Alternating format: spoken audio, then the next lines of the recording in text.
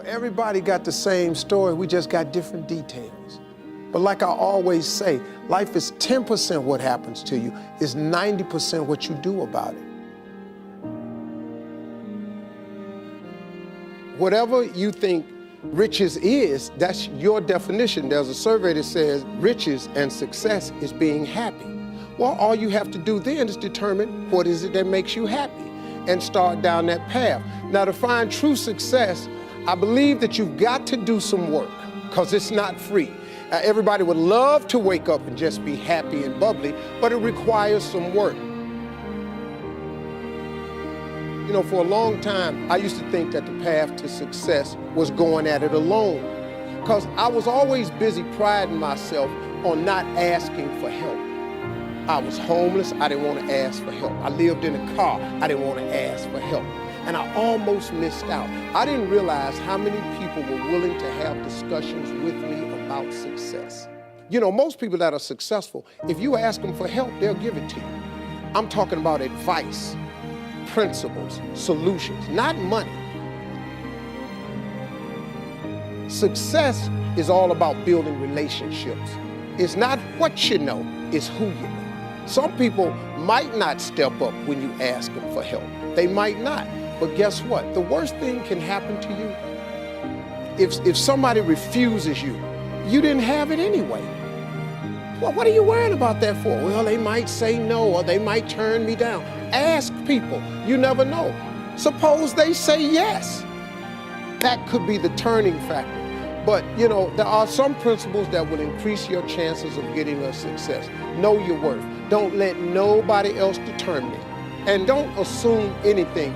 People aren't mind readers. They don't know what you're thinking. Don't assume they know unless you ask with specifics. And then recognize that no is not a rejection.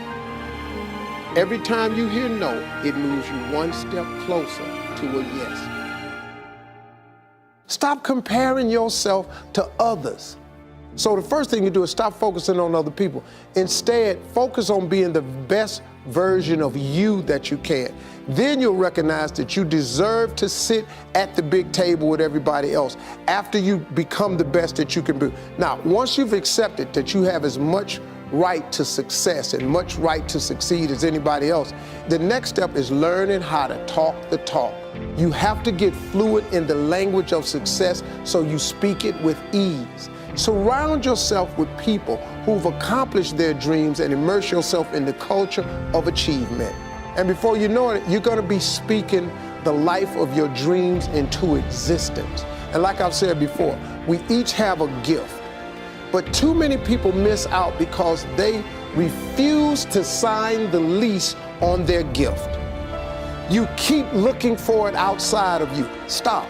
Sit with yourself. What is it that you do the absolute best with the least amount of effort? That's your gift. But if you are constantly looking outside of yourself and you don't latch on to your gift, you will never find your purpose. If you want to succeed, you must commit to your own gift and embrace it.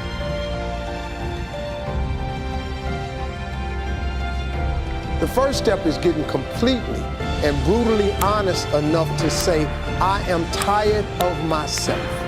When you say, I'm sick and tired of being sick and tired, that's the facilitator of change. That's when you're ready to say these words, no more excuses. No more excuses.